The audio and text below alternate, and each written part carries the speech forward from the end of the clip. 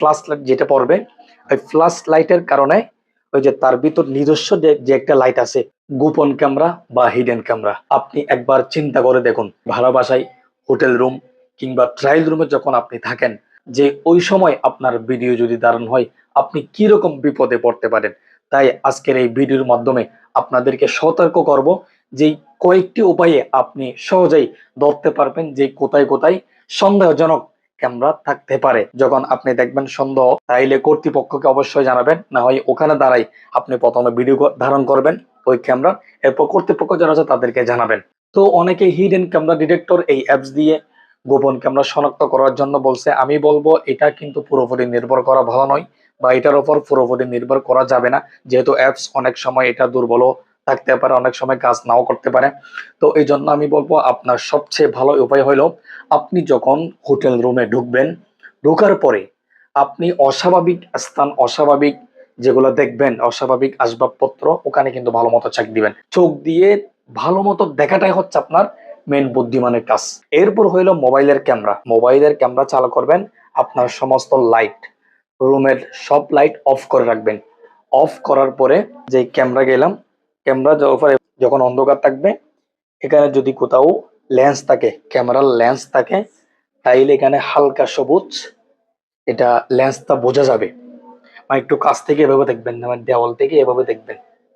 হুম। এরপর আরেকটা হইলো, রুম অন্ধকার থাকবে, আপনি আপনার মোবাইলের প্লাস লাইট অন করবেন।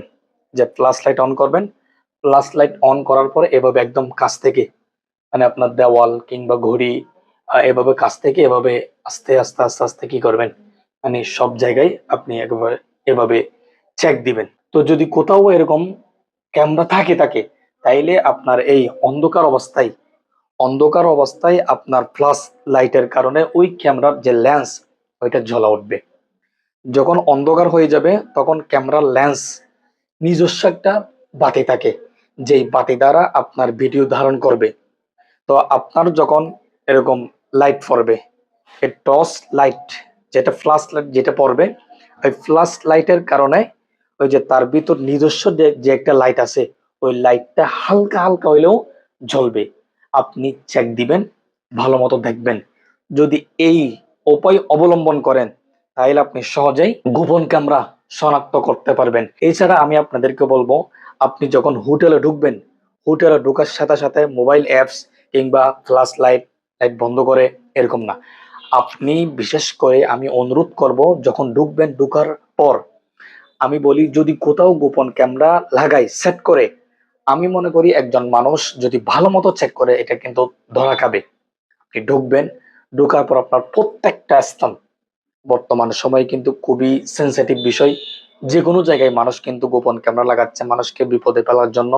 আপনি কি করবেন, আপনি প্রত্যেকটা জায়গায়, মানে দেখতেছেন এই দেওয়াল ঘড়িটা, মানে ঘড়িটা এখানে লাগানোর কোনো মানে হয় না, মানে ওদিকে একটা ঘড়ি আছে কিংবা এখানে ঘড়ি লাগার কোনো মানে হয় না।